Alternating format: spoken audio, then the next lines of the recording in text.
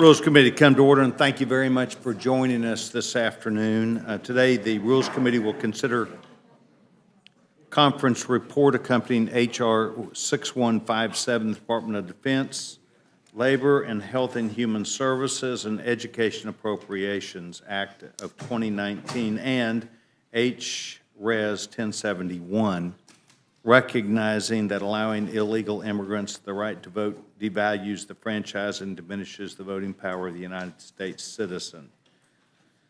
First, we will consider the conference report to accompany H.R. 6157. The conference report will provide funding to the United States Armed Forces, programs within the Department of Labor, Health and Human Services, and Education, and other related agencies.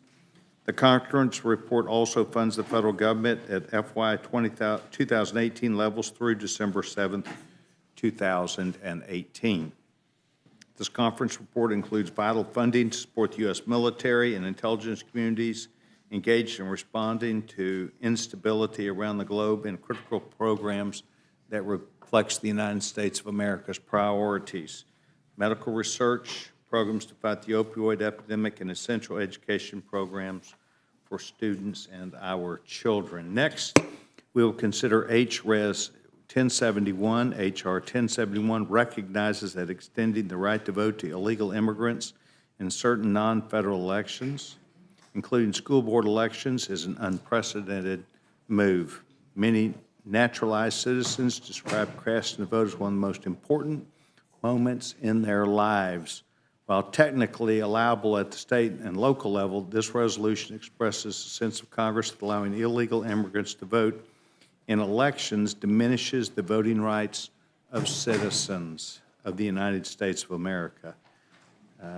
This will make it clear that Congress will stand for and be with the American citizens to protect their rights and responsibilities in the United States of America. So before we move to our distinguished panel, we're going to move to our ranking member.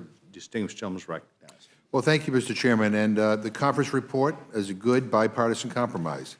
And I'm glad to see increases for things like opiate treatment, education, and research have been included.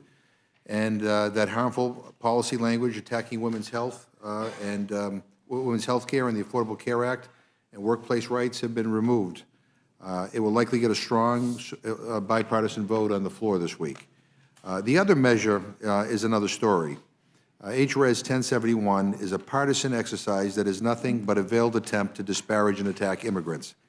How can Republicans put forward something that purports to endorse protecting our elections from foreign interference when it fails to even mention Russia? They're the biggest threat to our election integrity.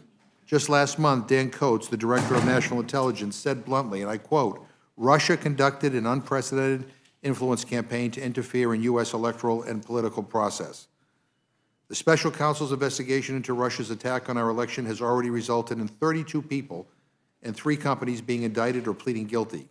The President's foreign policy advisor on his campaign, his national security advisor, 13 Russian nationals, and 3 Russian companies. But this resolution is not about any of that. It doesn't provide any oversight of Russian interference. Instead, it's a resolution that focuses on school board elections. Are you kidding me? What about our presidential elections? If my Republican friends want to discuss immigration, let me remind them that the Trump administration has yet to reunite hundreds of immigrant children with their families after they were torn apart at the border. That's despite a court order issued nearly 2 months ago directing the administration to do so. Where's the majority's oversight of that?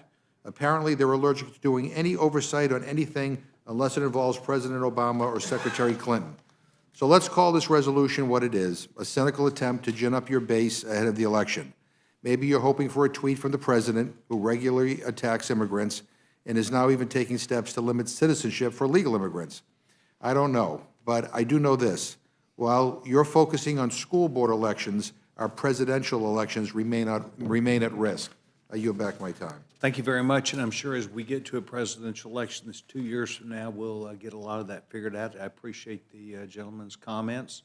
We're delighted to have a distinguished panel here to talk about funding the government at a time that, as we near the end of September, an on-time delivery by appropriations on a bipartisan basis, not only you working together, but making sure that the deliberation would involve our colleagues on the United States Senate, and I'm proud of the work that each of you have done. Now, before I make a mistake here, Mrs. Granger, it's my understanding that you might be requesting to go first so that we might consider that testimony. Is that correct? That's what I was advised, Mr. Chairman. It means you're going to have to come in second today. I'm used to coming in second. There you go. Well, these things happen. These things happen. So what we're going to attempt to do is to let the committee know that we're attempting, and tomorrow I've been advised that a Democratic member who would be here has asked that I recognize that he would be wanting to leave early. I think it's fair when we all recognize it up front, the frailties based upon the needs of the business that each of our members have. So, without objection, Ms. Granger and each of our four panelists, if you would understand, and if Dr. Harris comes also, Dr. Harris is listed as a witness. Without objection, anything that they bring in writing would be entered into the record. Distinguished gentlewoman from Fort Worth, Texas, is now recognized.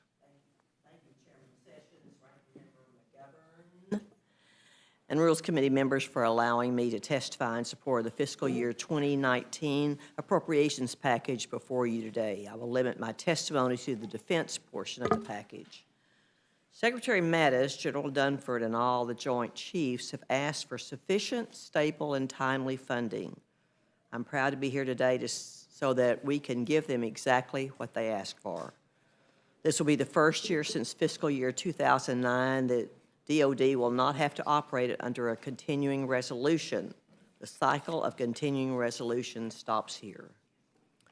Secretary Mattis has said, as hard as the last 16 years have been, no enemy in the field has done more to harm the readiness of the U.S. military than the combined impact of the Budget Control Act, defense spending cuts, and operating in 9 of the last 10 years under continuing resolutions.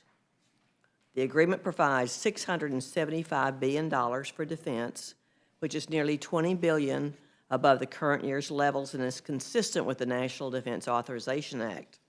It honors our commitment to take care of our troops and their families by fully funding the 2.6% pay increase, adding funds for health care programs, and providing additional manpower.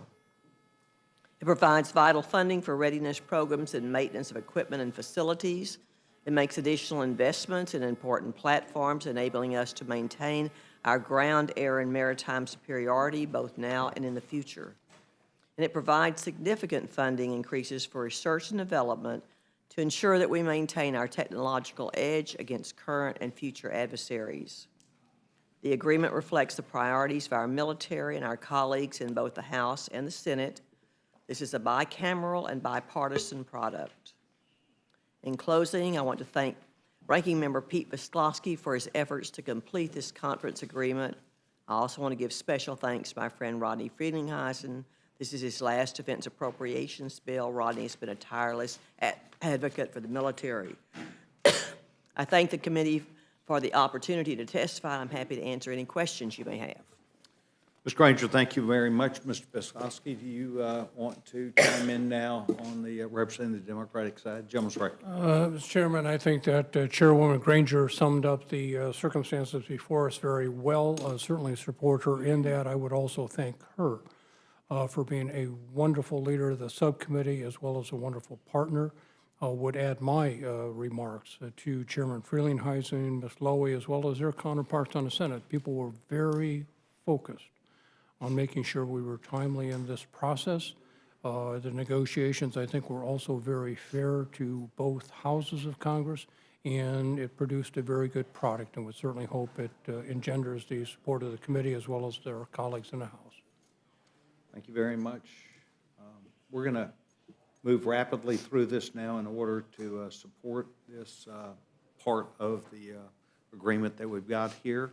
Ms. Granger, I am interested in really the success that you and the committee have achieved by making sure that the Department of Defense receives the money by the end of the fiscal year. And notwithstanding anybody, I don't mean for this to be at a Republican or Democrat, I mean it to be or Democratic Party. I mean to be on behalf of really people that care. Thank you. If we expect effective and wise management at the Department of Defense, and a lot of us aren't real happy necessarily with the spending and accountability and all those things, if we give it to them at the beginning of the year, I think their efficiency ratio, their ability to stand beside their mission statement and to get this done is critical. And it's my hope that all of us on this committee and all the people that serve Republican and Democratic parties see this as the standard for the future as opposed to not moving it. And I recognize our colleagues in the United States Senate had a lot to do with that too. And I recognize that there are models of success on both sides, but I simply want to make sure that you know how much I appreciate what you've done, the way you've stayed after it, and I know it's not easy, but I appreciate it. Can you tell me how important it is and why we should say this is success? It's extremely important. In working with Secretary Mattis, he said repeatedly, he said, when we're late like this, we have a continuing resolution, that it puts them at an enormous disadvantage when they have the funds where they only have 5 months to spend those funds. And it creates its own problems. And so in working with him, we really understood how incredibly important it is that we do this on time and give them the full time and attention they deserve. Mr. Fiskowski? Well, I would say that time, as the chairwoman indicated, is as important as the money. And as everyone on the committee knows, the department as well as the Department of Health and Human Services, Labor, Education, are finishing, if not have finished, their budget proposals for 2020, and not to know what this year's funding is going to be like before the end of that process, again, is very disruptive and I think wasteful of money and, again, people's time. So I do think the fact that 5 of the 12 appropriation bills will certainly be adopted before the start of the fiscal year is critical for every agency involved. I just hope that, again, institutionally, we understand it's as important for the outstanding 7 bills to get them done as expeditiously as possible. Thank you very much. It's my hope that there serves as a model to the entire Article I team, because it is essential for us to have the will, the political will, the will to act together, and the will to figure this out to make sure we get it right. So I want to congratulate each of you, and if you'll please tell Nita Lowy, if you'll please tell Chairman Friedliheisen how much we appreciate it when you get together next with your colleagues on the other side that deal with this, that had to make decisions. I appreciate you pass along our success. Thank you, also. will do. Thank you very much. Dr. Michael K. Burgess from Louisville, Texas. The middle initial is C. Oh, C, Michael C., excuse me. I But watched young Mike give a great speech today over at Health and Human Services, and I thought they said K, so it's C. So, thank you, Mr. Chairman, and thanks to our witnesses for being here today. Mr. Viscosi, I'm glad we're not having to do this so many times that you get frustrated with the Rules Committee. So that's the good news. Most of the comments I have, I'm going to reserve to the Health and Human Services point, a part of this large bill that we have before us. Mr. Chairman, I just have to observe one more time that the difficulty that we've encountered, and it's been a long road to get a defense appropriations bill passed, and the principal obstacle has been the 60-vote threshold over in the other body. And look, there's going to be a midterm election, and people talk that the bodies could change hands. I guarantee people that if that does happen, that 60-vote threshold will quickly go by the wayside. And we should have had the courage to do that many, many months ago and provided our military with what they needed when they needed it. I'm grateful to my colleague from Texas, Ms. Granger, for getting us to this point as far as the defense spending. Secretary Mattis came to us in January and was pretty frank with what his needs were, and I think most of us accepted that at face value. It shouldn't have been this difficult to get here when it's the protection and safety of our country that's at stake. But having said that, as the bill comes before us today, sure, there's going to be some problems, there's going to be some disagreements, and again, I'll reserve most of those for the second part of this discussion. Yeah, I could see you on the edge of your seat, Chairman. But, Mr. Chairman, I'll yield back, and thanks again to our witnesses for being here today. Yes, sir. Thank you very much, Dr. Burgess. Gentleman from Massachusetts. Thank you for being here. I have no questions. I echo his sentiments, and I especially appreciate all of the chair and ranking members for their efforts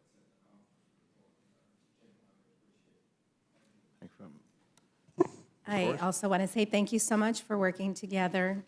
I think this really puts forward an example of what can be done when we come together for the betterment of our nation.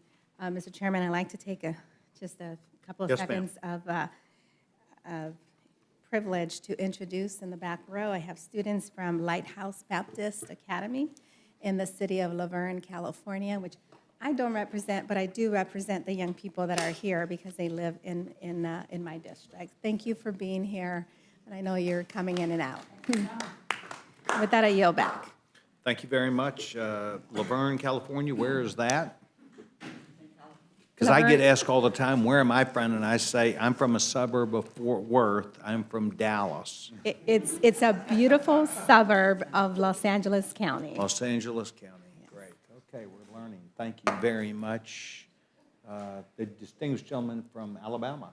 Chairman, I know we're running the call, I have no questions. Well, evidently something's going right. So one of your colleagues now, the great young gentleman from the state of Washington is recognized. Well, Mr. Chairman, I have no questions either, but I would just like to compliment the work of the Appropriations Committee overall for being so diligent in getting the hard work done on schedule. We have an opportunity to get appropriations bills passed before the end of the fiscal year, and I think that should be noted. So thank you very much for that. Well, it sounds like that we are in your debt of our gratitude to you, and thank you very much. Does the gentlewoman seek time before she gets out of here on time? I do not. I'll take it the way it is. Consider myself appreciative. Thank you. Well, you see, I have to worry about at lunch on Thursdays.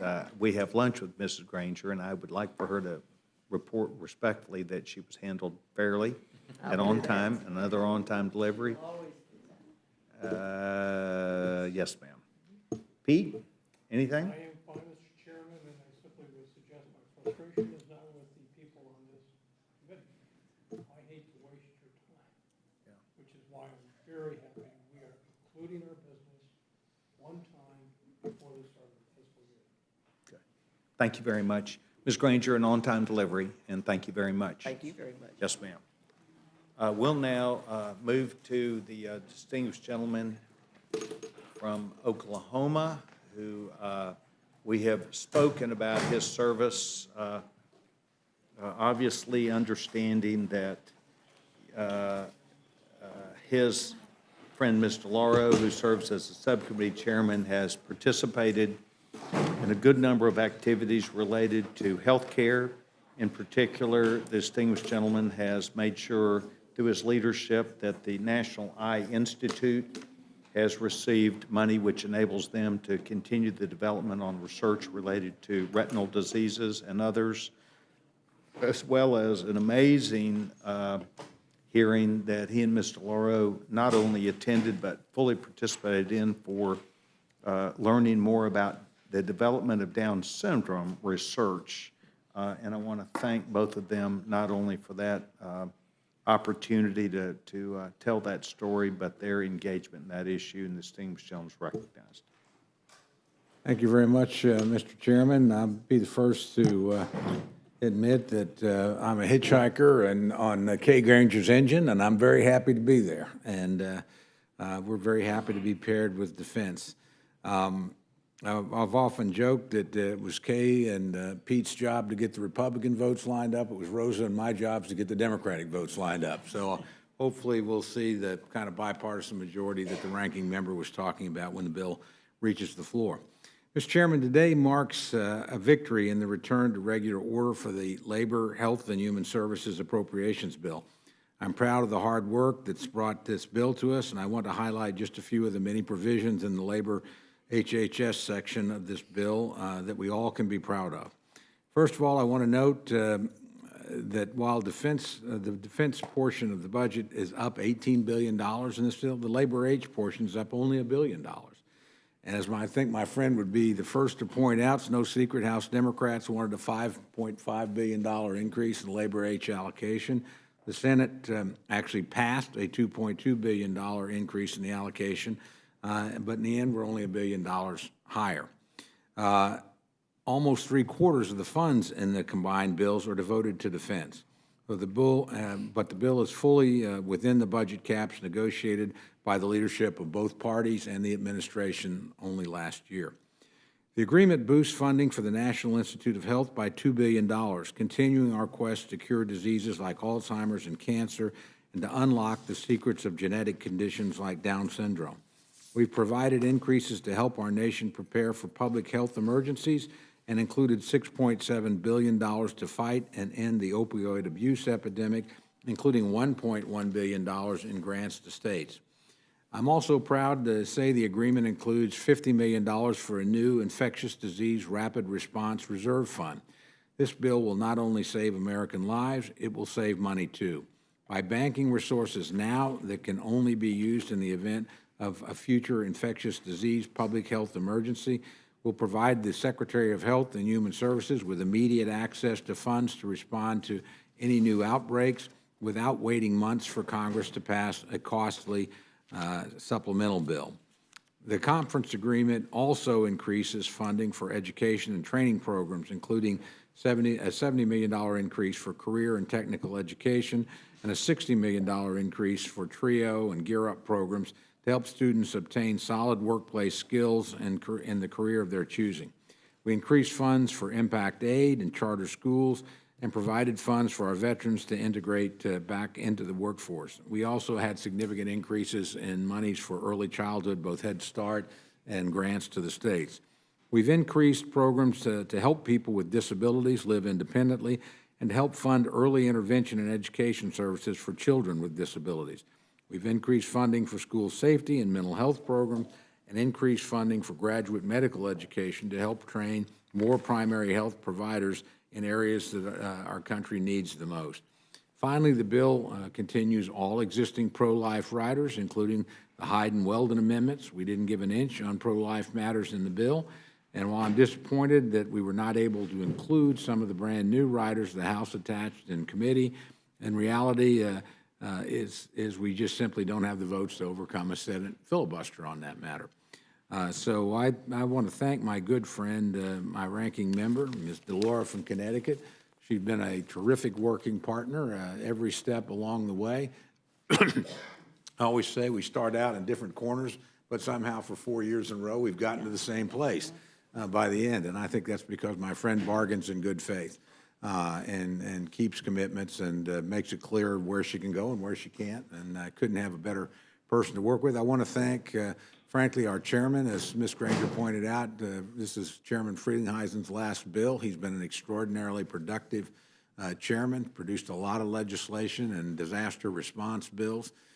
So it's quite a good thing, and he couldn't do that without his ranking member, Nita Loy. So they've been a terrific team. And finally, I want to do something I almost never do, and that's compliment the United States Senate.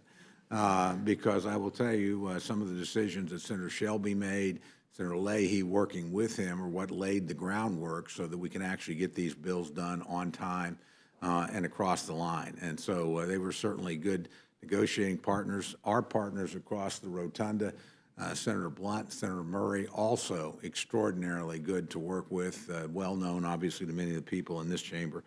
Again, fair and honest negotiators who I think worked in good faith. So in my view, Mr. Chairman, this is a good amendment. I want to thank my colleagues on both sides of the aisle for their diligence in bringing it to the finish line on time for the first time in 22 years. So I look forward to floor passage and the president's signature, and with that, Mr. Chairman, I yield back my time. Chairman Cole, thank you very much. Mr. Lowe, welcome. We're delighted that you're here. you. Distinguished gentleman is recognized. Thank you very, very much, Mr. Chairman, Chairman Sessions, Ranking Member McGovern, all the members of the committee. Thank you so much for the opportunity to testify before you here today. And at the outset, I want to just associate myself with the words of our chairman, Chairman Cole. I think and myself get on very, very well. We do oftentimes start in different places. But given the portfolio that we have been entrusted here, there are the issues that affect just about every part of people's lives, whether it's their health, their education, and all of that which surrounds that we can find common ground in some of these areas. There's still areas where we disagree, but for the most part, it's been a rewarding experience to be able to, after 22 years, to be able to move the bill forward. We were able to reach a bipartisan agreement, and I too will chair to thank Chairman Frelinghuysen and Ranking Member Lowy as well. As has been mentioned, the labor HHS allocation is $178.1 billion. It is a $1 billion increase over 2018. The chairman has heard me say this so often, that the bill continues to be shortchanged, and $18 billion for non-defense discretionary spending. And in fact, the Labor Subcommittee and that portfolio is 1/3 of non-defense discretionary funding, which would in fact amount to receiving an increase of about $5.5 billion. It said on the whole, the bipartisan and bicameral compromise is a positive result, and I too would like to highlight some of the notable increases. Mentioned already the increase of $2 billion for NIH research, and proud to say, Chairman Sessions, that there was a strong focus on the issue that you and Congresswoman Kathy McMorris Rodgers brought to the committee about the issue of Down's syndrome, and we were able to really, I think, move in a very, very positive direction. It's resources, but it's also a change in the cast of how we conduct research into Down syndrome, which I think is real progress in moving forward. We have an increase of $200 million for Head Start, $50 million for Early Head Start, $50 million for Child Care and Development Block Grant, after-school programs, an increase, and maximum Pell Grant. Increases across the Center for Disease Control and Prevention, Health Resources and Services Administration, and where there is a particular a focus on addressing health threats to pregnant women and babies. We have $10 million for the National Child Traumatic Stress Program, which includes youngsters and mental health services for youngsters in Puerto Rico, and for those youngsters who are still been separated from their families, because any increased time there and what's happened in Puerto Rico has put great stress and tension and is resulting in mental health issues for these youngsters. As the chairman mentioned, we increased state opioid grant funds as well. And there are many, many other areas. And it also maintains the 15 bipartisan amendments that House Democrats introduced to condemn the administration's policy of separating families, demands a reunification plan, and ensures that HHS upholds the highest standards of care. And again, as I have said many times over, I've said as publicly as I believe that policy was in effect child abuse. It forgoes harmful riders, which the chairman mentioned, which would have overturned Flores settlement, sabotaged the Affordable Care Act, undermined women's health funding. The bill also eliminates two longstanding riders that prohibited school districts from using education funding for transportation to overcome segregated schools. So, for those reasons, I believe this is a positive bill. An area in which I am disappointed is that we could not reach an agreement on arming teachers, guns for teachers.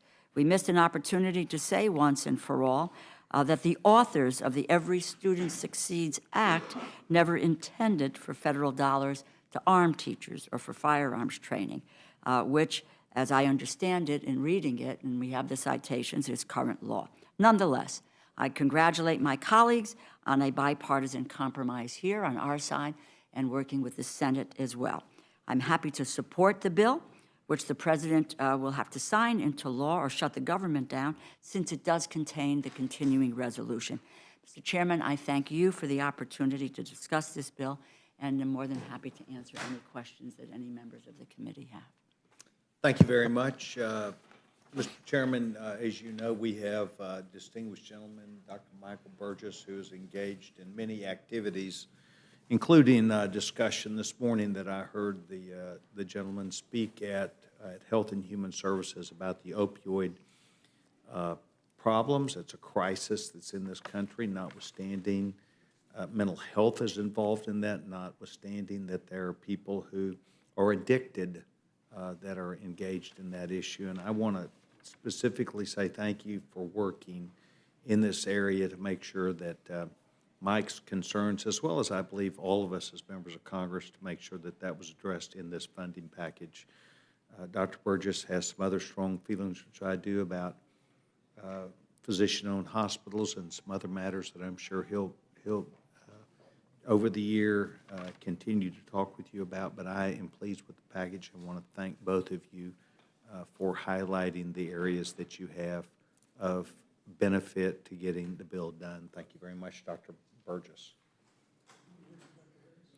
In fact, Dr. Harris is here for an amendment. I tried to get him up there because he's an appropriator, and I'm going to try and do the appropriators, but I'm going to do just these two people first on the subjects of the bill, and then it's my understanding that Dr. Harris, Dr. Andy Harris, an anesthesiologist from Maryland, would then like to present an amendment to the bill, notwithstanding not a part of the package that's here. So, Dr. Burgess, you're recognized. Very well. Thank you, Mr. Chairman. And Chairman Cole, if I could just ask, most of my questions are going to be around the Office of Refugee Resettlement, because that is a part of the Agency of Health and Human Services that is under the jurisdiction of the subcommittee, the authorizing subcommittee on health and energy and commerce.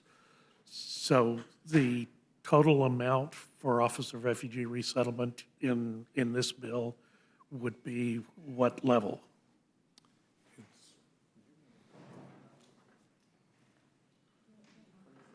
The entire office? The entire budget? Yes. 446.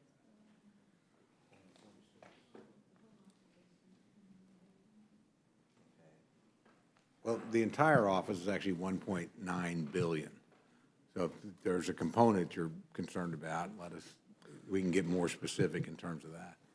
Well, my understanding from press reports is the current occupancy of unaccompanied minors who are under the care of Office of Refugee Resettlement is now 12,000, Somewhere in that neighborhood, yes. About 13,200. which is higher than it has been in the past. And the length of stay of those children in ORR facilities is now in excess of 55 days. 4 years ago, when I first began my research into this area, it was about 30 days. So it has increased, a variety of reasons for that, but it is more expensive today than it has been since the acknowledged crisis with unaccompanied minors coming across the border. Obviously, we're not, well, I guess we are dealing with Homeland Security in the fact that there's a CR attached to this bill. Is that correct? That's correct. But obviously, that CR does not increase funding for Border Security because it funds at current levels. So am I correct in that assumption? You are correct. So later on in this hearing, I have a number of amendments myself, but let me just discuss a little bit about what my concern is. I've made multiple trips down to the border, the El Paso area, the lower Rio Grande Valley sector, which is where the lion's share of the unaccompanied minors are coming across, is in that lower Rio Grande Valley sector. It is a significant problem, and obviously, as we've alluded to, one that is growing. When I first started those trips in 2014, I was concerned because, well, number one, the issue of communicable disease was just simply unaddressed. There was no doctor in Office of Refugee Resettlement. People are concerned about mental health services. I mean, there were none in 2014. Through the work of the Committee of Oversight and Investigations, the Energy and Commerce Committee, we began to ask questions of the previous administration about these activities, and were able to increase the availability of medical services. And in fact, my last trip to Tornillo, Texas in June of this year was actually quite impressed with the medical facilities medical facilities that were being offered to the children. It was also of concern to me in 2014 that once the child left the care of Office of Refugee Resettlement or its contractors or the non-NGOs that were helping, that there was zero follow-up for what happened to that child subsequent to that. And we did institute at least a voluntary phone call back, gave the child an 800 number that they could phone if things weren't to their liking when they got placed with wherever they were placed. And I thought that was extremely important. It is still something that concerns me. I feel like ORR is doing a better job today because of the efforts of the Energy and Commerce Subcommittee of Oversight and Investigations. I feel like they're doing a better job today than they were in 2014, but it is expensive. So that I could get a better idea of what some of the drivers were, what in the world would possess someone to go from their home in Central America across the deserts in Mexico and present themselves at the Rio Grande River to come across into the state of Texas to be virtually to give themselves up to Customs and Border Patrol. They don't try to hide once they arrive. Coyotes bring them across the river, deposit them in large groups, and then they do something to attract the attention of Customs and Border Patrol, and they're all taken down to the central processing facility in Mission or McAllen, Texas. So I went to El Salvador, I went to Guatemala, I went to Honduras in August of this year. I tried to take a committee CODEL. I could not get a Democrat to travel with me, so I went by myself. It's different in each country, the reasons why people leave. El Salvador does not have the narcotics through trafficking, say, that an Honduras or a Guatemala has. Their problem is more with gang activity and the extortion created by gang activity. But nevertheless, there are conditions on the ground in each of those countries that are unique to those countries that are giving people the impetus to come across central Mexico to our country. And then the American taxpayer is tasked with taking care of them now for 57 days, and there's 12,000 under our care currently in facilities. Well, the question that kept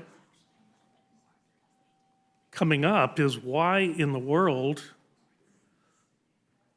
are the governments of those countries not doing a better job at taking care of their own children? Why do they want their children to leave, or do they want their children to leave? Maybe they should have their children stay home if they're going to have a future in their own country. The economic activity of those countries could be severely negatively impacted by losing their future workforce. And again, the answer is different in each of the countries. I would venture to say Honduras is probably farther along than Guatemala or El Salvador as developing programs for their own population to give them opportunities in their own countries so they would feel disinclined to follow one of these irregular migration routes. But here's the point that I'm going to make. And it's a difficult one because I realize it crosses jurisdictional lines within the department or within the Committee on Appropriations. But we send money to these countries. I realize that through the State Department appropriation. We send money to these countries, significant amount of money every year, have done, 2014, 2015, 2016, 2017, and this last fiscal year, and we will send additional money. I think there's money in the CR that will continue those payments. I submit in the amendment that I will be offering later on today is that those funds be reduced to those countries by a figure of $15,000 per child, which is taken care of in our facilities. I base that on a calculation I made in 2014. It's probably woefully inadequate. In 2014, I was given a figure of $500 per night in the ORR facility. And at that time, children were staying about 32 days, so 15,000 seemed like a nice round figure. My understanding is it probably costs more than that now because of the additional health services, mental health services that we are offering in those facilities, and the stay is longer. So $15,000 is probably an underestimate of what it cost the American taxpayer to take care of those children. But again, I submit the number is 13,000 is what Ms. Dolores said. I don't disagree with that. These numbers are growing. And here's the deal, Chairman, and you know this probably better than anyone in this room. If you want to make something important to someone, you make it about their money. So to make it important to the governments of those countries that they take care of their own children and they provide economic activities and safety in their countries, it has to be about their money. So we reduce their foreign assistance by $15,000 per child that is being taken care of in our facilities. And Mr. Chairman, I will have a formal amendment to that effect later on in the hearing. But I did want to get that on the record while we had the chairman and the ranking member of the subcommittee here. ORR is, the men and women who work in ORR, I mean, they do tremendous work. And it's difficult work. It's not always perfect. I appreciate the fact that you have asked for some reports. I also have an amendment that would ask that those reports be made available to the authorizing committee. We actually have placed some other language in some in the pandemic all hazardous preparedness bill that just passed on the floor of the House this evening about reports to the authorizing committee from Department of Health and Human Services about their care of these children. But it is it's not a question of not caring for the children. It's a question of who pays for that. We're asking the taxpayer to put forward a significant amount of money, and at the same time, we are sending money to the governments of those countries who cannot seem to provide for their own citizens. I'd say it's time for that to stop. Let's make it important to them. Let's make it about their money. And again, I realize the difficulty of crossing jurisdictions in subcommittees in the Appropriations Committee, but realistically, that's the place it should happen. So thank you. Well, and Mr. Chairman, you were kind to bring up about physician-owned hospitals. I realize that this is a conference report. It's difficult, if not impossible, to amend a conference report. But this whole issue of physician-owned hospitals, it is unreasonable that we are in a situation where hospitals can own doctors, but doctors can't own hospitals. That I am precluded from a normal business activity because of a professional degree that I hold. We really need to do away with that prohibition on physician-owned hospitals that was included in the Affordable Care Act. It's an anachronism, and it's harming patient care, and it's actually harming access to some of the most cost-effective care. I'll just tell you my own experience in a physician-owned facility. The pride of ownership is significant. You want it to be the best that it can possibly be, and I don't see why we continue to pursue a policy that favors consolidation, that favors the, dare I say it, the corporate ownership of healthcare facilities. Physicians know better how to do this. It's always been our obligation to take care of patients. So thank you, Mr. Chairman. You've been, I talked so much that I actually wore out a chairman. I will be happy to, well, I'm happy to hear from my friends. I mean, I put a lot of information out in front of you. I'm happy to hear your observations about any of the things that I've said. I'll try and go through them quickly and make sure if I don't respond on point, please prompt me for anything I don't give you. First of all, there's not much, my friend, that you say that I don't agree with, and certainly we're physician-owned hospitals. We agree 100%. The challenge, of course, always we may have some other people who have a different point of view on that, and this is an appropriations bill. It's not an authorization bill. So my argument always to people is if you want to pursue something like that, go pass a bill. I mean, this is a must-pass bill that has to fund the government and fund these particular functions in the government. And while I would gladly support your bill, frankly, I would easily support your amendment. There are others that not, and I do think you'll run into a procedural problem. This is a conference report. You don't amend conference reports, so that becomes a difficulty because that reopens the conference. So a lot of these things I've done, and this is one of the struggles, and we have it on both sides of the aisle. That is because we have must-pass legislation to fund the government. A lot of people that are usually pretty jealous of the committee and don't want us to touch anything in their jurisdiction at the end come and say, but we want you to pass this, even though it's the province of another committee, even though we haven't had a hearing on it, even though we don't particularly have any expertise on it. Quite often, it's something like this that I agree with. That becomes a problem. I will tell you in the way of riders, and I've certainly promoted a number that my good friend next to me wouldn't agree with, and she certainly on occasion suggested things I wouldn't agree with. But at the end of the day, riders on appropriations bills need to basically be bipartisan, or they're not going to happen. Because everybody thinks the other side will give in to blackmail, but they never would. I actually had this discussion with a member on the pro-life legislation, and this particular individual is very strongly pro-life and very strongly pro-defense. And he said, well, can't you just get a couple of these things? And I said, how? There's no riders to bargain with on the defense, on the Senate side anyway. They made that agreement, and to their credit, they kept it all the way through. And she said, well, maybe you could just offer more money to your friends on the other side. And I said, well, let me flip this around a little bit. You're very strongly pro-life. You're very strongly pro-defense. If I promised you $20 billion more for defense, if you would agree to the removal of the Hyde language, would you agree to that? Well, no. Well, of course not. It's a principled position that you hold. Our friends that have a different point of view also hold principled positions. We just happen to disagree with them. But they're not going to sell you their principles on policy for a little bit more money someplace else. And nobody on either side is Esau. They're not selling their heritage for a belly full of beans.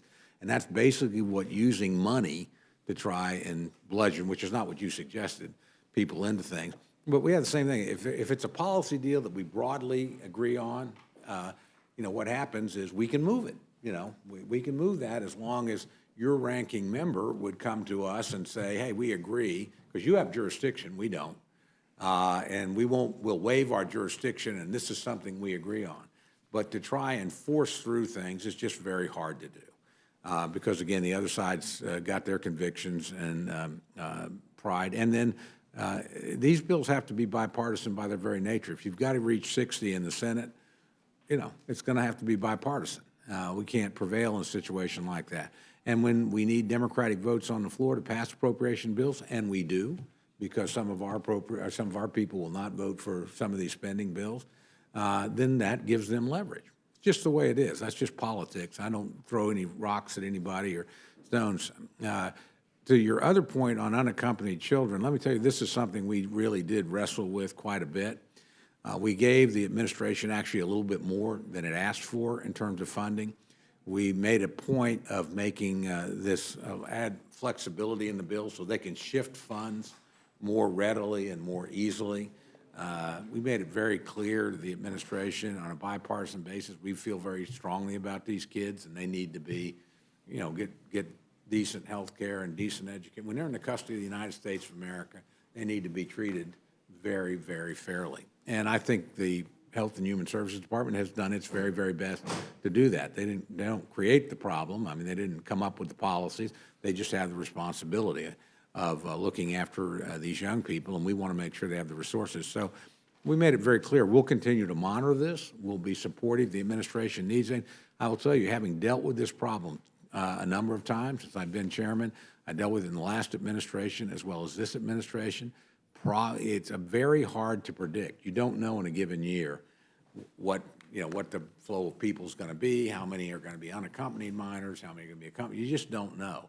No way to predict that. It's not steady. It moves up seasonally. It moves up year to year. It can be impacted by who happens to sit in the White House and what people 1,000 miles away think that means to their prospects of getting into the country. So very hard to predict. If I had to go back in time, I would say the biggest mistake that was made, and this is not casting stones at anybody, but this is a comparatively new problem. We've had an immigration issue for a long time. These flows of young people are comparatively, in the kind of numbers we're seeing, new. You probably needed, and the administration at the time should have requested more capacity being built into the system. We're reinventing the wheel. In a lot of cases, we're dealing with something now that we were dealing with in 2014. I don't think we did some good work, as you pointed out in your testimony, in terms of making sure these kids are going to be better taken care of. But we probably literally need to create more physical capacity, and we need to have some sort of agreement. It's interesting to me, the last administration actually went into court to try and be able to keep families together for longer periods of time, but not just catch and release. They were unsuccessful in that. This administration has exactly the same viewpoint, and there's not two administrations that are much more different than the Obama and the Trump administration. So it's probably something Congress needs to wrestle with. The appropriate place, in my view, is always the authorization committee on something like this. Then come to us and tell, we'll figure out what it costs and try to fund it. I mean, that's basically our job. But the commitment I'll make with you, I'll continue to work with you on these things. I think you've made some valuable contributions. I think there are literally thousands of kids that are better off because of some of the work you and your subcommittee did. We've, as I said, tried to flag this for the administration, gave them everything they asked for and a little bit more, and then provided more flexibility for them to transfer. So if they get caught up in a situation of a sudden surge, they're probably a little bit better able to take care of it than maybe the last administration was. And we'll continue to work on that. And just to wrap it back up, you're 100% right on physician-owned hospitals. I'm with you. Draw the legislation, put me down as a co-sponsor, and I'll go with you every step of the way. Whether we can get it on this bill at the last minute, I have my concerns, but I'm with you in spirit, Doctor. Sure, and I did feel obligated to bring it up, but it's almost as if you cannot keep up with the capacity that you're going to need. I mean, look, if it is just a question of providing for the children of another country, okay, maybe that's the correct thing to do, but let's not require them to come across the deserts of central Mexico to get into an ORR facility. It has to be important to the leaders of those countries to provide those children with the economic opportunity and the safety that they require to stay in their home country. And we are not going to make it important to the leaders of those countries unless we make it about their money. And that's just the unfortunate reality. Otherwise, let's send a fleet of Carnival cruise lines down there and just pick up all their children and bring them here. I mean, that's ultimately what's happening, is it not? Yeah, I regret, yes. I regret that Congresswoman Granger had to leave because, as you recall, she led a special task force on this very topic and recommended a lot of recommendations that were also very helpful in terms of additional contributions and, what sorts of things can work. So, again, I'm willing to look at all of these things. No, please don't understand me. Do not send any more money to those governments. I understand. They are corrupt. They are not doing the right things. They are not taking care of their kids. Well, I don't disagree with that. I will tell you this, having been to Guatemala actually on a trip with Kay Granger and gone out into the countryside and watched USAID distribute food for very young children and training for mothers so that they would have the appropriate nutrition. I thought that work was very good work. It's not very often you get off of a helicopter and you're surrounded by people cheering and applauding because of some help that's being extended by the courtesy of the American people and the generosity of the American people to people that are least advantaged. I share your frustration that sometimes people that are running those countries are not letting the aid get to where it needs to go. But in this case, I mean, the work USAID was doing out in rural Guatemala was nothing short of heroic. I don't And disagree know, with you. I think again, USAID does a fantastic job. We're not in an argument here. So again, I'm open to any suggestion to try and get the money where it needs to go and to try and remove incentives for people to engage in dangerous activity where these children are exposed to human trafficking, who are traveling in dangerous. Look, I'm with you, and we've tried to do what we can in this bill to provide the flexibility and funding to do that. The punitary things really belong not in this bill particularly because we don't appropriate those dollars here. They're in state and foreign ops. That hasn't come through the committee yet. So, but I think we ought to have that discussion when that legislation moves. Mr. Chairman, can I address this issue? Sure. Thank you very, very much, and I thank Chairman Cole. But let me start off by putting the issue into some perspective on numbers, Congressman Burgess. In May of 2017, 2,400 unaccompanied children were in the Department of Health and Human Services custody. The discharge rate was 1.6%. The discharge rate being the average rate based on the most recent week at which children leave the program and join sponsors, such as parents, guardians, or relatives. As of September 12th, 2018, the number of unaccompanied children in ORR care was approximately 12,869. We're now up to about 13,200. There was 13,800 beds operational and a bed occupancy rate of 93%. Over the last several days, this is from the 19th of September when I asked for this information, daily referrals of unaccompanied children averaged 135 with a discharge rate of 0.6%. On this date last year, the number of children in care was approximately 4,807. 6,200 beds were operational, and the bed occupancy rate was 77%. The 7-day average for daily referrals was 105, and the discharge rate was 1.3%.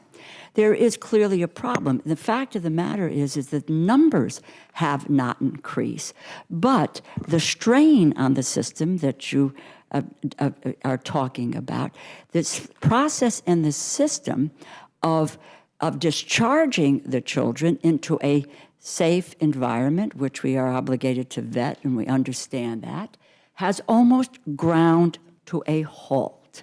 Now, so part of the strains, and what HHS is doing is using temporary shelter beds to accommodate the children. You talked about Tornillo, and the cost for Tornillo is $750 per day, and the cost of a regular shelter is about $250. You may have also read that we have extended the use of Tornillo to the end of December, to December 31st. Obviously, a tent city. Now, Wait, I've got to interject. It is not a tent city. These are soft-sided facilities. They are air-conditioned with hardwood floors. It is not a tent city. That's what, look, I agree with you. You have been there. I've been to McAllen and Brownsville. I have not been to Tornillo, but I'm using the nomenclature that is the parlance. I didn't make up the commentary, so I'll take your word for soft-sided. Whatever we want to call it, we are there at $750 a day. Now, the key difference is right now, it is not quite frankly what the previous, the surge, there was a surge for a period of time, which was a manufactured crisis. I'm not even talking about that surge in what we did with the zero tolerance policy. But what has happened essentially is by virtue of a memorandum of understanding between the Department of HHS and the Department of Homeland Security as follows. It used to be that the ORR's mission is to provide a safe environment for the children. That's their mission. And they vet the sponsors, and it used to be that there was 30 days children were held. We're now up to 75 days of the children held. What happened? This memorandum of understanding between ORR and DHS, HHS and DHS, was that in vetting the sponsors, that what one had to do is that they have increased the restrictions in the vetting process, or really created more restrictions in the vetting process, so that everyone in the household has to be fingerprinted. There is more information. There's fingerprinting, and we talked to Secretary Azar. He said that that was the case. Fingerprinting has tripled. Now, I believe in a safe environment for children. So does Congressman Cole. And I believe Secretary Azar feels the same way about that. However, we have now turned ORR, which was a screening mechanism for a safe harbor for these children while they awaited a processing, has now become an immigration enforcement effort. So that sponsors are reluctant to come forward. So as I've said, you've got, that was in May 2018, this memorandum of understandings. So under the MOA, ORR is still responsible for processing and vetting a potential sponsor. ICE runs background checks, criminal and immigration related. They provide that information to ORR for their determination of the suitability of the sponsor. ORR will also provide ICE with the name, date of birth, address, fingerprints, and any available documents or biographic information about not only the sponsor, but also all adult members of the potential sponsor's household. We need a thorough vetting. I am there. And I will tell you that in the Obama administration, they did deal with fingerprinting. But when there was a red flag attached to the situation, not this effort where we are, in fact, as I said, turning the agency's mission for ORR, which is increase the costs. It is a $1.3 billion operation. We have just witnessed and we talked about this with Secretary Azar, that they have now reprogrammed money that is coming from the places like Head Start, CDC, NIH, et cetera, a total of $446 million. I'll just finish, and the time is obviously yours. So I'm saying to you is we now have created on our own morass here. When we had a process, it was working. The children went to sponsors, they went to relatives, they went to families. We dealt with that. It was moving apace, paying $250 a day. We have now ground this situation to a halt because of an expanded immigration enforcement process here. So we need to look to ourselves, and again, we had this conversation over and over again with Secretary Azar, and he's looking into it. I do need to interject that in 2015, on the Helsinki Commission, on which I also sit, we had a hearing from some young women who were trafficked by family members.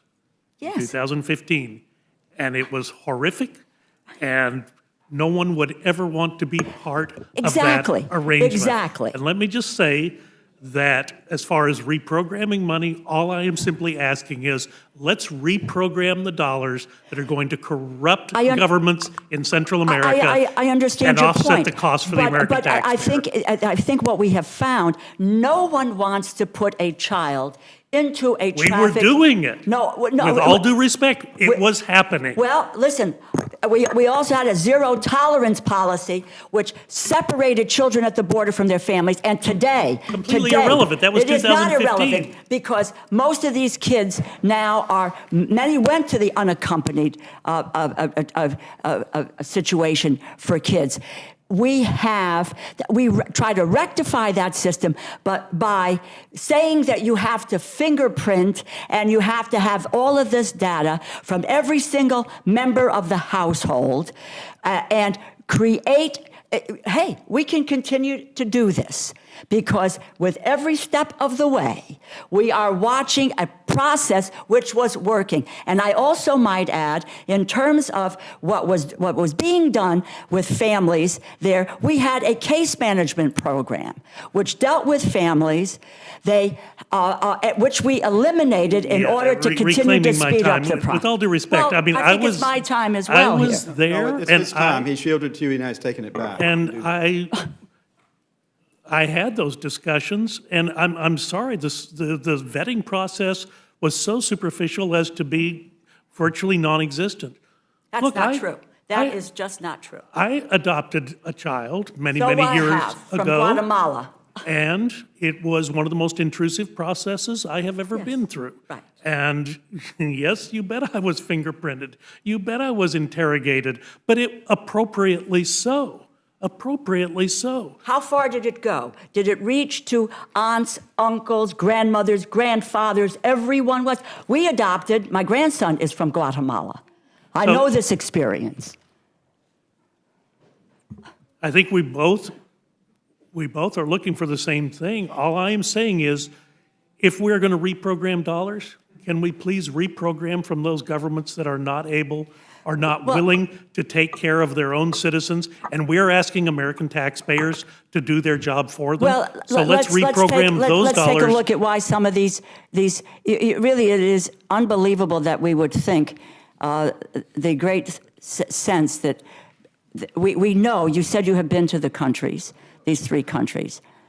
We are looking at violence it's extraordinary. We are looking at gangs. We are looking at people do flee, and we also have an asylum policy with this in this country, which we exactly have shut down as well here. So, I think we have made a difficult situation. No, I disagree. I'm reclaiming my time. The situation was beyond difficult in 2014. Both of you withhold for a second. You both made your point. You both made your point very Fine. well. But the committee has a lot of business to tend to here. If we could kind of wrap this up so we can move on to some other things, that would be helpful. Thank you, Mr. Chairman. I'll yield back. Gentleman yields back. Gentleman from Massachusetts is recognized. No questions. Gentleman from Colorado is recognized. Gentleman from Florida is recognized. Gentlelady from Wyoming is recognized. Gentleman from Colorado is recognized. Gentlelady from California is recognized. Wow. And I have no questions. So we appreciate this panel and all of your testimony. If you have any papers you'd like to leave with us, please do so. It will be added to the record. With that, if there are no other questions of this panel, we will excuse the panel and move on to Dr. Harris, who has an amendment he wants to tell us about. Thank you, my friend. I'm sorry, and also Mr. Jordan. I didn't say you come in, Mr. Jordan. Would you come on up here and join us? Thank you very much. I think you both know the drill here, so. Thank you very much, Mr. Mr. Harris will Chairman. recognize you first. Thank you very much, Mr. Chairman. I'm here to speak about amendment number 6 before you. It's my co-sponsor, Mr. Meadows, Mr. Jordan, Mr. Gosar, Mr. Biggs, and Mr. Norman wanted to be it, but I think he's too late to be a co-sponsor, so it's the 5 of us. I want to thank the chairman and members of the committee. With this amendment, Congress would have the opportunity to support the president's promise to secure our borders, which a majority of Americans support. You know, many claim a wall will not work, but to refute these claims, we need only look at the effectiveness of the San Diego fence. An NPR story from 2006 quotes a Border Patrol official as saying that apprehensions dropped 95% in that sector after the double barrier there was put in place. To take another example, our ally Israel built its own border wall. The Senate Homeland Security Committee released a report last year that said that their wall, quote, cut illegal immigration by 99%. Let me say that again. The Israeli border fence cut illegal immigration by 99%. Unfortunately, the fiscal year 18 omnibus bill specifically prohibited the administration from building new wall through a limitation language. Section 230 of Division F provided funding only for secondary fencing, pedestrian fencing, replacement of fencing, and for the deployment and acquisition of border security technology, but no new wall.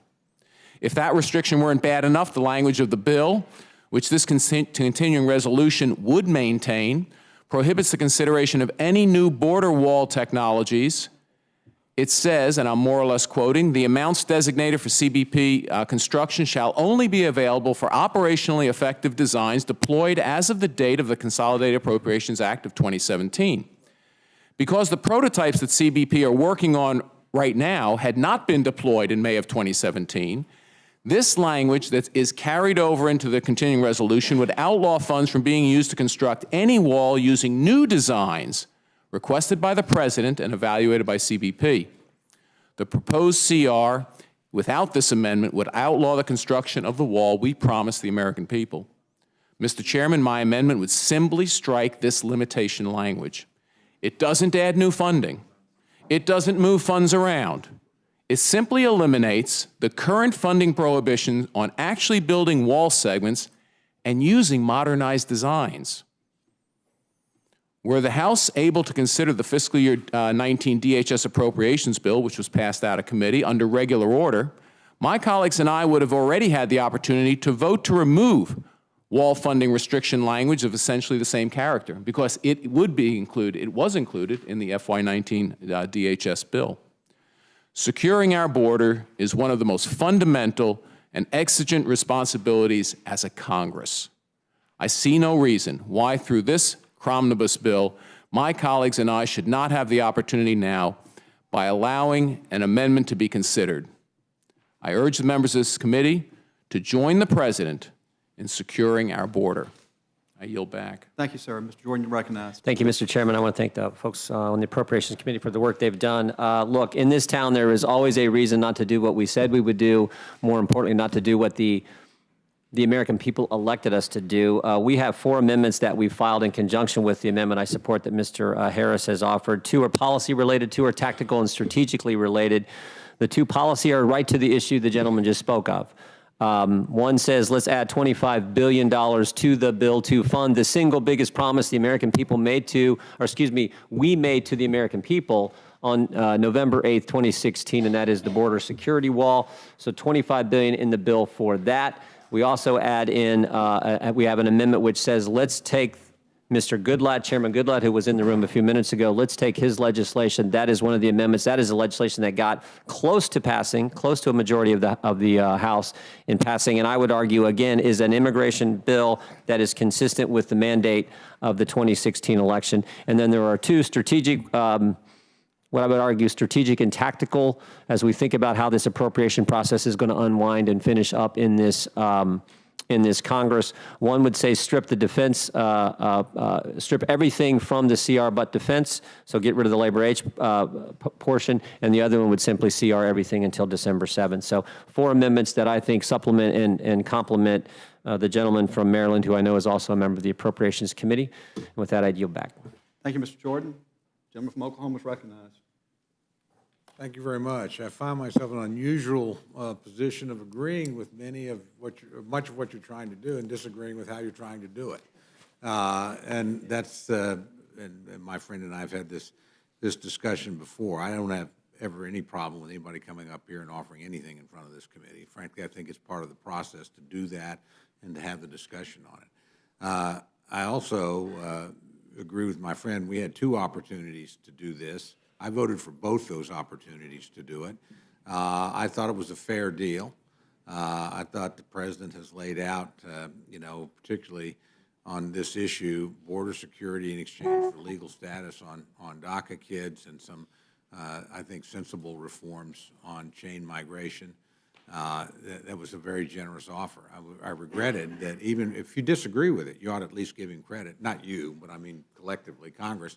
And I talked to some of my Democratic friends. We didn't get a single Democratic vote for the two proposals that you referenced in your testimony. And it tells me that, again, I think you got a DACA problem because you have a border security problem or an immigration security issue. And so addressing them both at the same time, to me, made a lot of sense. On this one, I will point out, we haven't dealt with Homeland, and you're right. I don't get to decide what we deal with and when we deal with it. But most of these amendments don't really have a lot to do with defense or health and human services. I don't blame you for trying to catch a ride on this train. Everybody does. But I also think that if you were successful, we would have a CR for defense at best, and we would shut down a lot of other pretty important programs. Because I don't think, and we had this discussion, and I don't know if you were here or not, and the last thing, this is just my observation as an appropriator. You can usually make deals about money. It's really hard to make, to blackmail people into policy by using money.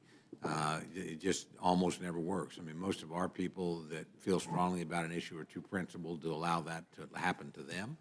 And most of their people that feel strongly about policy are too principled to allow that to happen to them. They're not going to give up their principles for money. So I think if we proceed as you suggest, number one, I think we're breaking normal order by you don't add amendments to conference reports. That's the point. It's the final negotiated product between the House and the Senate. And number two, if you succeeded and we had the amendments and they went to floor, I don't think they would probably make it. But I think if they did, again, we just wouldn't have a defense bill. And I'm not prepared to hold up the defense of the United States for much of anything else. I'm just not. I mean, I think we've really undercut and crippled our defense. To me, 75% of this bill is defense. 75% of the money we're talking about. And it's got everything the House asked for in it, quite frankly. And on the other side, some people would disagree, but again, we held the line on the spending front. Most of the spending priorities are, they're either joint priorities between the two parties or the priorities of the majority party. So I think in this environment, that's about as good a deal as you're going to get. But with that, again, I have no problems with my friends being here to offer their amendments. I just offer my observations as to where I think they will take us. If you have any comment, more than happy to yield time. I thank the gentleman. The gentleman's right. He says we have a DACA problem because we haven't secured the border. I would argue we have a drug problem because we haven't secured the border. I would argue we have a bigger gang problem than we would otherwise have because we haven't secured the border. And I would, as I said before, argue that it's the single biggest promise we made the American people just 2 short years ago. Since World War II, the Republicans have controlled government, all of government, only 3 times. And the American people are getting tired of us not getting done what we told them we were going to do. And I, like you, am tired of the defense bill being held up so that other things get done that aren't necessarily the priorities of the American people who elected us and put us in control of the entire government. And finally, the time to get this done, you and I have had this discussion, Mr. Chairman, the time to get this done was in March. We were poised to actually make a difference and get the wall funding on the bill and break this pattern of the defense bill always being held hostage for the rest of government spending. We were poised to win on the cusp of victory, and we didn't do it. And that probably bothers me more about this session of Congress than maybe anything else. This is at least, I think, demonstrating to the American people that we want to continue to try. It sounds like it's not going to happen. I understand that. But the American people are not pleased with the fact that that hasn't been done yet. Well, excuse me, my friend. Thank you. And no, I appreciate the comments of the Vice Chair and, welcoming amendments, but in fact saying that amendments are inappropriate. That's pretty unusual for a legislative body. The amendment I offered, and I think the amendments that the gentleman from Ohio offers, I would think would be totally appropriate for continuing resolution. But this continuing resolution is not brought to the floor as a continuing resolution. It's brought to the floor as a conference report. I get it, okay, but the ability to not have a discussion on the floor of the House, as the chairman from Ohio suggests, on one of the key critical issues. When we have Molly Tibbetts murdered in Iowa by someone here illegally, and we don't consider border security, where we won't consider an amendment regarding border security to a massive bill that we're considering, a timely issue In one of my counties, a report over 200 MS-13 gang members were arrested in the last 3 years in one county. And we don't deal with border security because this is brought to the floor as a conference report, and members are told that basically amendments are nice, but they're not really going to be considered at all. Not even, basically ruled out of order because of the way this bill is brought to the floor. I think the American people honestly deserve better. We have time. Last I looked at the calendar, we have 2 more weeks in session. We can pass a continuing resolution, a clean one, for another week, discuss border security, bring it back, and do what I think the American people want us to do. We protect the border so that Molly Tibbetts never occurs again. Thank you for yielding me some time. I'm going to make a couple points in response because I don't disagree with what you're trying to do. But conference reports aren't amended. They never are amended. That's the point. It's the final product of the deliberation. 2, this legislation has nothing to do with border security. This is defense, and this is health and human services. This is not the Department of Homeland Security. So that makes it jurisdictionally difficult. Let me finish, and I certainly will allow my friend to comment. Third, if it happens, it's not going to get through the United States Senate. So my friends are proposing something that will not occur. Fourth, I'm going to disagree with my friend from Ohio. Say this Congress hasn't done anything. I disagree. No, you said, yes, you did. Well, this Congress has actually done something on border security. It increased, by $1.7 billion above last year, and portions of I wish it was more. I agree with you. But to say we've done nothing when you've cut taxes, when you've done deregulation, when you have the largest military buildup, when you get rid of the individual mandate, no, actually, you did say that, my friend. Go back and check the transcript. And this is an important issue. I agree with you on the issue. We brought it to the floor twice. We didn't get any Democratic support, and we couldn't get all of our Republicans either. So I'm quite prepared to have this fight again. I think we will have it again. I'm not prepared to jeopardize the defense bill for it or the largest domestic bill for it when I know the fight's going to come anyway. So don't have any problem with setting the stage. Don't have any problem with having it, but there is regular order for a reason. There is procedures for a reason. This bill doesn't deal with those topics. So that's my concern. So I'm not trying to be frivolous or cavalier. Look, I've brought amendments to this committee, and I brought proposed amendments that I knew weren't going anywhere, but I knew I had a point that I felt was important and needed to be made, and sometimes it got some attention, and sometimes it worked.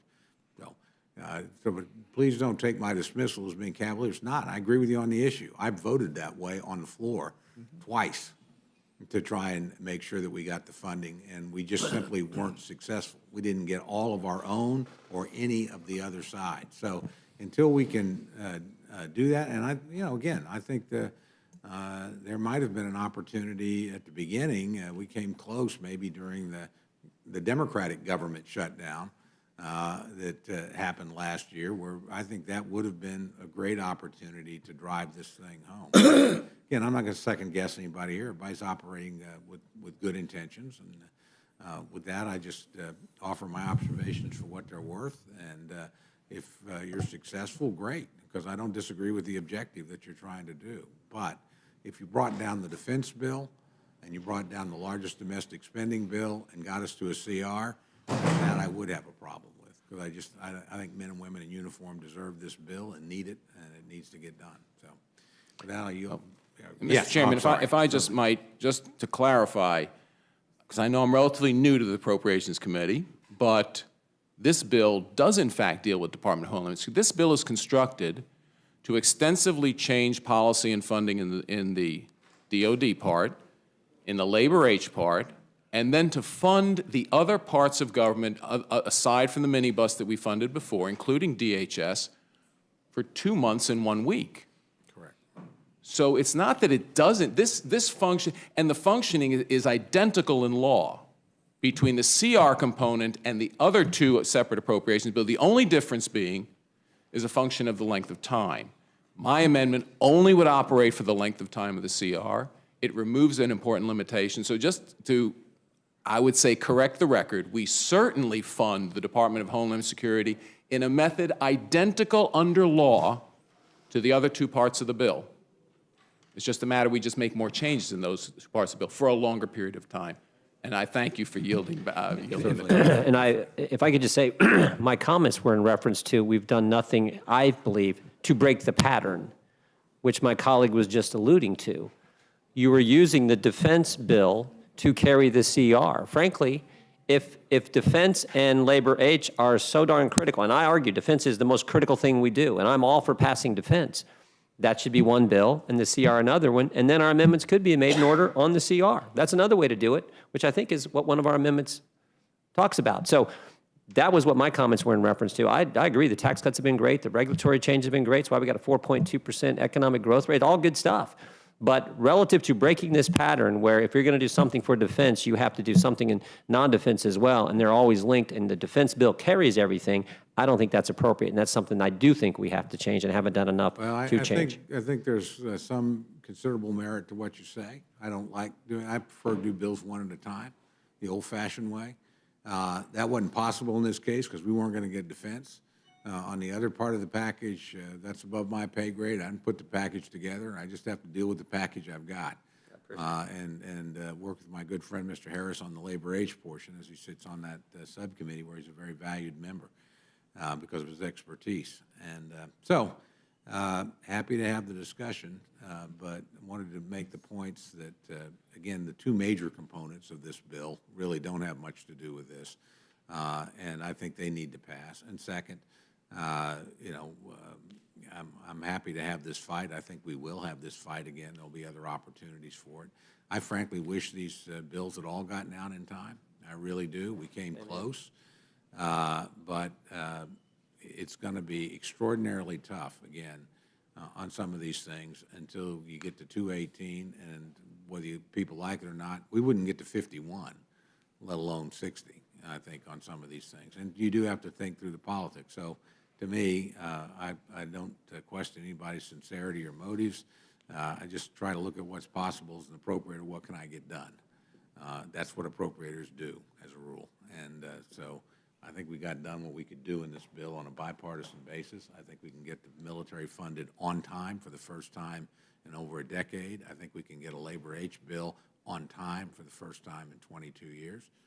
And I'm certainly willing to help you fight on these other things because I think you're right on the issues, but I don't think we can get them today, whereas I think we can get this. So with that, I yield back.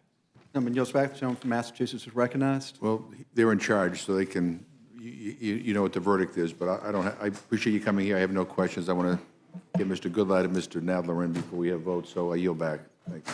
Does any Republican have a question? No, Mr. Chairman, but I would just reference my original remarks about. The gentleman's remarks are referenced and recognized and are on the record. Thank you, sir. We need to get rid of the 60-vote threshold of the Senate. Yeah. I yield back. I will observe that maybe the last discussion should be held over on the other side of the Capitol. Mr. Chairman, The gentleman from Florida, seek thank recognition. you so very much. I'd like to ask Mr. Jordan and Mr. Harris, since you see the caboose of this train that's already rolling and your amendments are not likely to be made in order, do you all have intentions of voting for a rule or against it?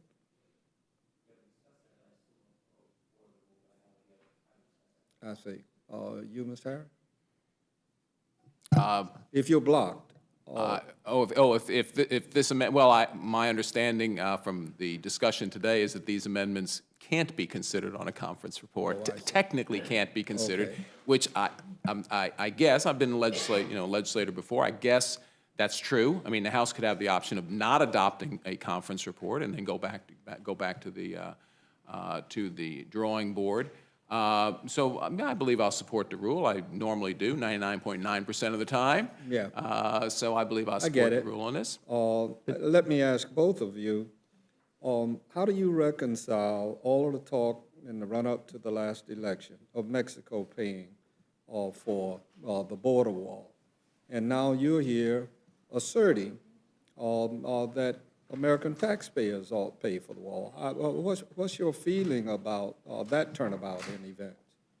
I'll just speak with regards to my amendment. My amendment doesn't add new funding, so it doesn't require anyone to pay for it. It's paid for. It continues the policy that was voted on a broad bipartisan basis in the last omnibus bill. So mine is consistent with a broad bipartisan group in the House. The only thing it does, it says this limitation amendment doesn't make sense because it handcuffs our Customs and Border Protection to not even use the newest technology, which is just, as a physician, that's amazing. That'd be like telling me as a doctor, you can't use the newest treatments for your patients because somebody in Washington decided that you can't do it. So that's, Ms. Hayes, that's why. Thank you. Yeah, yeah, I would just say the American people want the border security wall. That is clear.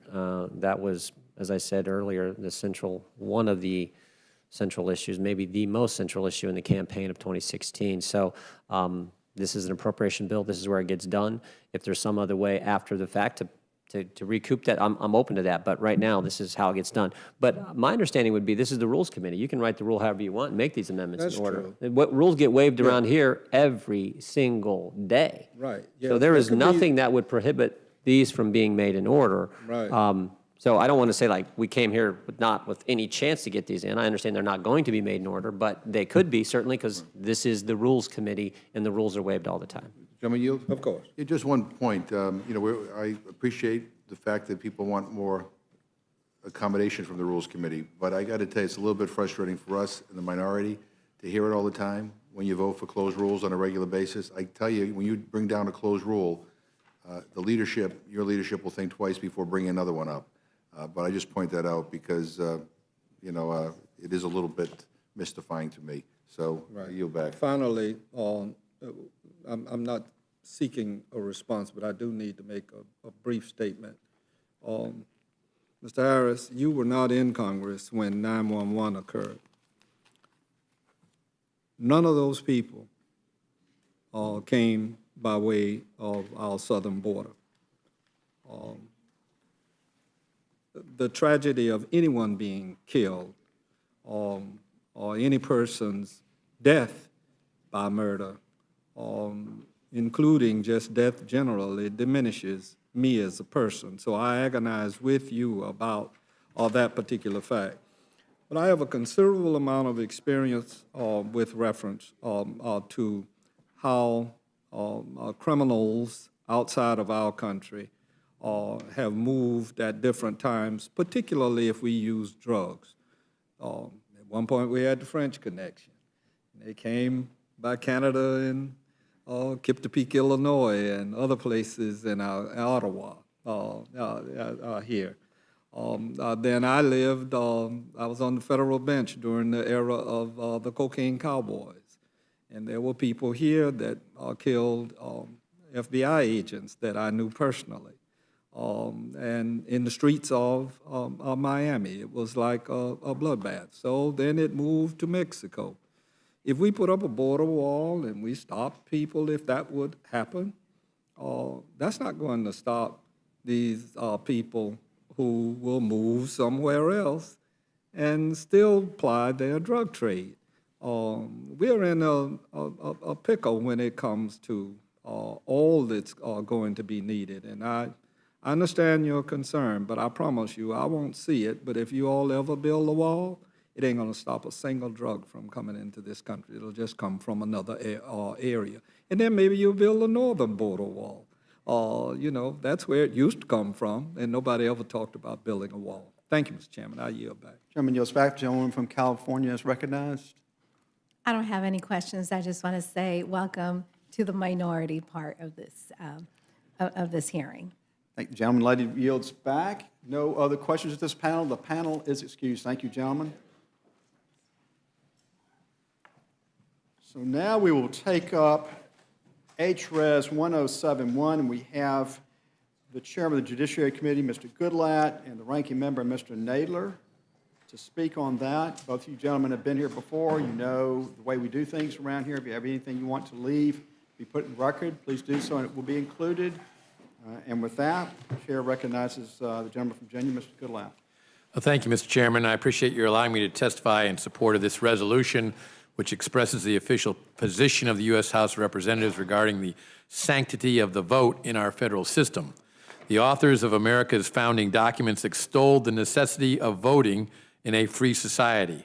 Thomas Jefferson, the principal author of the Declaration of Independence, believed that, and I quote, "Should things go wrong at any time, the people will set them to rights by the peaceable exercise of their elective rights." Jefferson also believed that the elective franchise, if guarded as the ark of our safety, will peaceably dissipate all combinations to subvert a constitution dictated by the wisdom and resting on the will of the people. James Madison, the principal author of the Constitution and contributor to the Federalist Papers, said at the Constitutional Convention that he, quote, "considered the popular election of one branch of the national legislature as essential to every plan of free government, and that the great fabric to be raised would be more stable and durable if it should rest on the solid foundation of the people themselves."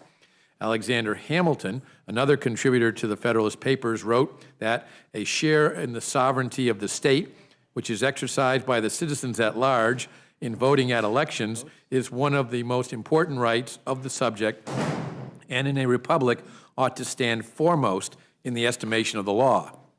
And John Jay, the third and final contributor to the Federalist Papers, believed, quote, "The Americans are the first people whom heaven has favored with an opportunity of deliberating upon and choosing the forms of government under which they should live. The Constitution prohibits discrimination in voting based on race, sex, poll taxes, and age. And the sanctity of the vote is also part of the Supreme Court's jurisprudence on the subject. In the landmark case of Reynolds versus Sims, the Supreme Court stated, quote, "The right of suffrage can be denied by a debasement or dilution of the weight of a citizen's vote just as effectively as by wholly prohibiting the free exercise of the franchise. Voting is fundamental to a functioning democracy, and it's of paramount importance that the United States maintain the legitimacy of its elections and protect them from undue interference, including foreign threats and illegal voting. While the Constitution allows states and localities to grant non-citizens the right to vote in non-federal elections, citizenship today denotes an association with America, which uniquely encourages voting in furtherance of the well-being of other Americans and the sovereign nation to which they owe their allegiance. Consequently, it's very concerning to me that some localities have extended to non-citizens the right to vote in certain non-federal elections, including school board elections. And extending voting rights to people who are unlawfully present in the United States as another incentive, acts as another incentive for foreign nationals to come to the United States illegally and stay. Instead of helping to deter illegal behavior, jurisdictions such as San Francisco continue to implement policies that encourage such behavior, and they do so to the detriment of U.S. citizens and legal immigrants alike. I thank the Majority Leader for introducing this resolution and look forward to its consideration on the floor. Thank you. Mr. Chairman, I oppose H.Res. 1071 because it is nothing more than a bald-faced political stunt concocted by the majority in an attempt to stir up its political base ahead of the midterm elections. It also represents just the latest in a long and cynical line of attempts by the majority to denigrate and delegitimize our nation's immigrant population and to erode public trust in our electoral system, all to bolster short-term political gains. The resolution also falls short on its own merits. For example, the resolution states that it is, quote, "of paramount importance that the United States maintains the legitimacy of its elections and protects them from interference, including interference from foreign threats." I agree with this statement as far as it goes, but I question why the resolution makes no mention whatsoever of the greatest foreign threat of electoral interference, namely interference by Russia in an attempt to disrupt our democracy and sow chaos in our political and governmental system. It is a consensus view of our nation's intelligence community that Russia interfered in the 2016 presidential election in order to help Donald Trump become president. Indeed, senior administration officials warned just last month that Russia's attempts to interfere in our electoral system are ongoing and threaten the integrity of both the upcoming midterm elections and the 2020 presidential election. At a minimum, the resolution should call attention to this fact, yet incredibly, the resolution makes absolutely no mention of it. The resolution also disrespects states' rights, failing to mention that the Constitution allows states and localities to permit non-citizen voting in local elections. Indeed, an earlier version of the resolution's text obtained by the far-right Breitbart website includes a whereas clause acknowledging this fact, stating that, quote, "whereas the Constitution allows states and localities to grant non-citizens the right to vote in non-federal elections," unquote. Yet perhaps Recognizing that this was something of an admission against interest, the introduced version does not include this clause.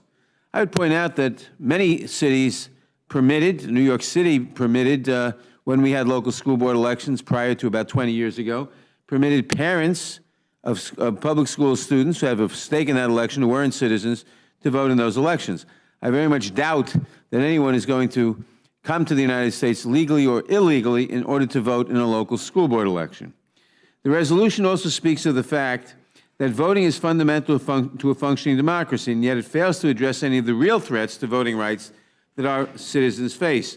5 years ago, the Supreme Court effectively gutted the Voting Rights Act's preclearance requirement, the Act's most important enforcement mechanism, in its decision in Shelby County versus Holder.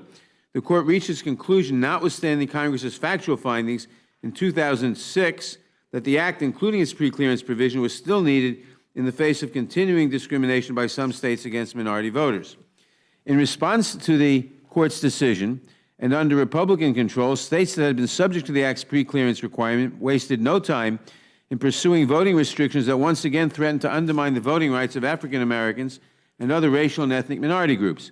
These measures included voter identification requirements, restriction or elimination of early voting or same-day registration, and bans on ex-offenders from voting, all of which make it disproportionately harder for racial and ethnic minorities to vote. In response, members have introduced various proposals to address these continuing attempts by certain states and localities to suppress voters. For example, H.R. 12, the Voter Empowerment Act, which was introduced by Representative John Lewis and has 183 co-sponsors, would reinforce the constitutional right to vote. The bill includes, among other things, provisions to make it easier to register to vote and to prohibit and criminally punish voter suppression tactics like caging, voter intimidation, and the provision of false and deceptive voting information. The bill would also restore voting rights for nonviolent felons after they have served their sentences. H.R. 2978, the Voting Rights Advancement Act, which was introduced by Representative Terry Sewell and has 192 co-sponsors, is a direct response to the Shelby County decision. The bill would amend the Voting Rights Act to protect voters by requiring states with a recent history of voter discrimination to seek approval from the Department of Justice before making any changes to their electoral laws.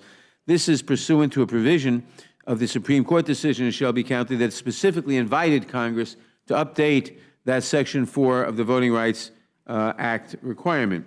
Finally, H.R. 5011, the Election Security Act, which was introduced by Representative Benny Thompson and his 122 co-sponsors, would designate election infrastructure as critical infrastructure and provide financial support and enhance security for the infrastructure used to carry out elections.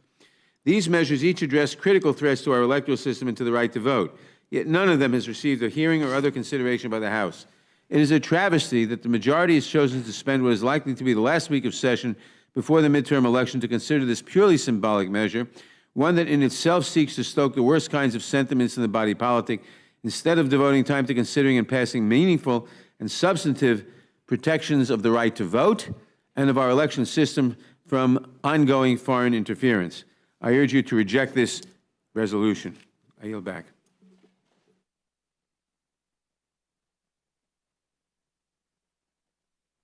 Thank you very much. But also their ideas represented within that. Gentleman from Texas. Gentleman from Massachusetts. Yeah, it is what it is, and I'm sorry we're doing this, but I yield back. Gentlewoman from California. Okay, I see no other member that is seeking time. I want to thank both of you for taking time to be here at the Rules Committee. I know both of you had to wait for some period of time. This happens, but thank you for allowing your prompt consideration. I appreciate it, and both you are excused. Thank you very much. Yes, sir. Is there any other member that would seek to be heard on H.Res. 1071? Hearing none, this now closes the hearing portion of H.R. 1071. Also, I'm sure previously we'd closed the conference report. H.R. 6157, so the chair is attempting to see if we've got more members that are in immediate proximity that would allow us to move forward with our motion. There you go. There we go. Yep, I can hear. There you go. There you. And the You got it.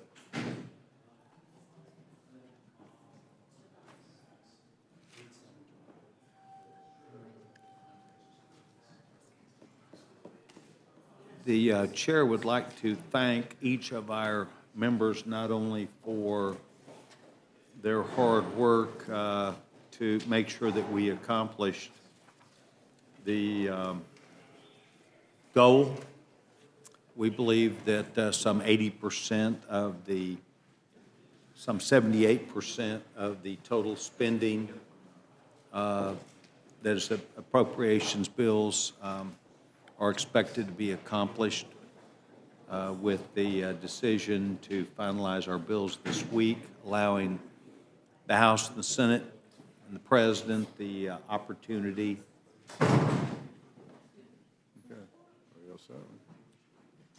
and we appreciate members now coming back from the vote on the floor. So, Chair will now be in receipt of a motion from the distinguished gentleman from Louisville, Texas, Dr. Michael Burgess. Thank you, Mr. Chairman. I move the committee grant a rule providing for consideration of the conference report to accompany H.R. 6157, the Department of Defense, Labor, Health and Human Services, and Education Appropriations Act 2019 and Continuing Appropriations Act 2019. The rule waives all points of order against the conference report and against its consideration. The rule provides that the conference report shall be considered as read. The rule provides that the previous questions shall be considered as ordered without intervention of any motion except 1 hour of debate and 1 motion to recommit if applicable. Section 2 of the rule provides for consideration of H.Res. 1071, recognizing that allowing illegal immigrants the right to vote devalues the franchise and diminishes the voting power of United States citizens under a closed rule. The rule provides for 1 hour of debate equally divided and controlled by the chair and the ranking minority member of the Committee on the Judiciary. The rule waives all points of order against consideration of the resolution. The rule provides that the resolution shall be considered as read and shall not be subject to a demand for the division of the question. Finally, Section 3 of the rule provides that it shall be in order at any time on the legislative day of September 27, 2018, or December 28, 2018, for the Speaker to entertain motions that the House suspend the rules as though under Clause 1 of Rule 15, and that the Speaker or his designee shall consult with the minority leader or her designee on the designation of any matter for consideration pursuant to this section. You've now heard the motion from the distinguished gentleman from Louisville, Texas. Is there an amendment or discussion to that distinguished gentleman from Massachusetts? I have an amendment to the rule. I move the committee make an order and give the necessary waivers for the amendment to H.Res. 1071 by Representative Swalwell, number 1, which would recognize that the U.S. intelligence agencies have concluded that Russia did interfere in the 2016 presidential elections. Thank you very much. Discussion? Seeing none, the vote will now be on the Montgomery amendment. Those in favor signify by saying aye. Aye. Those opposed, no. No. As for roll call? Those have, gentlemen, ask for roll call vote. Clerk will poll the committee. Mr. Cole, Mr. Woodall, Mr. Burgess, no. Mr. Collins, Mr. Byrne, no. Mr. Newhouse, Mr. Buck, no. Mr. Buck, no. Ms. Cheney, no. Mr. McGovern, Aye. Mr. McGovern, aye. Mr. Hastings, Mr. Polis, Mr. Polis, aye. Mrs. Torres, aye. Mr. Chairman, No. Mr. Chairman, no. Clerk will report the total. 3 yeas, 5 nays. The amendment's not agreed to. Further amendment or discussion? Seeing none, the vote will now be on the motion from the distinguished gentleman from Louisville, Texas. Those in favor signify by saying aye. Aye. Those opposed, no. No. The ayes have it. The ayes Yes have for it. roll call, Mr. Chairman? Gentlemen, ask for roll call vote. Clerk will poll the committee. Mr. Cole, Mr. Woodall, Mr. Burgess, aye. Mr. Collins, Mr. Byrne, Mr. Byrne, aye. Mr. Newhouse, Mr. Buck, Mr. Buck, aye. Ms. Cheney, aye. Mr. McGovern, No. Mr. McGovern, no. Mr. Hastings, Mr. Polis, no. Mrs. Torres, no. Mr. Chairman, Aye. Mr. Chairman, aye. Clerk will report the total. 5 yeas, 3 nays. The motion is agreed to accordingly, and the distinguished gentleman from Oklahoma, Chairman Cole, will be handling this for Republicans. The distinguished gentlelady from California, Ms. Torres, will Ms. handle Torres will handle this for Democrats tomorrow. We will plan to meet September the 26th, 3 o'clock p.m. on the Tax 2.0 message. I want to thank future members for being here. I'd also like to announce that we had several interns that were here remembering that we had, Mrs. Torres had a number of people that were from California visiting. Also had Austin Upshaw from Dallas, Texas, a sophomore at Georgetown Georgetown, majored in political science, who was here with us today. And I want to thank Austin for taking time to be with us. This concludes our work for the day, and the Rules Committee has now done that at 5 till 7. Thank you.